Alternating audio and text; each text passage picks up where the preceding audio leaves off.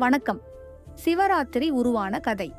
முன்னொரு காலத்தில் வேடன் ஒருவன் காட்டுக்கு வேட்டையாட சென்றான். இரவு நேரம் ஆகிவிட்டதால் வீடு திரும்ப முடியவில்லை. அந்த நேரத்தில் அவனை ஒரு புலி துரத்தியது. புலிக்கு பயந்து அங்கிருந்த ஒரு வில்வ மரத்தின் மேல் ஏறி ஒளிந்து கொண்டான். ஆனால் புலி அவன் கீழே இறங்கும் வரை மரத்துக்கு கீழே காத்துக் கொண்டிருந்தது. விடியும் வரை மரத்திலிருந்து இலைகள் அனைத்தையும் ஒவ்வொன்றாக கீழே பிடுங்கி புலியின் மேல் போட்டு சிவசிவ என்று கூறிக்கொண்டே விழித்திருந்தான். காலையில் கீழே பார்த்தால் அங்கு புலி இருந்த இடத்தில் ஒரு சிவலிங்கம் இருந்தது. சிவபெருமான் அவனது பக்தியை சோதிப்பதற்காகவே புலி வடிவில் வந்திருந்தார்.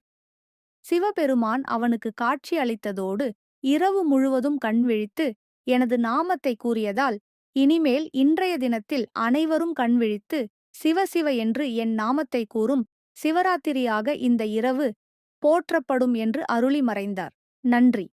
வணக்கம். Please subscribe to my channel.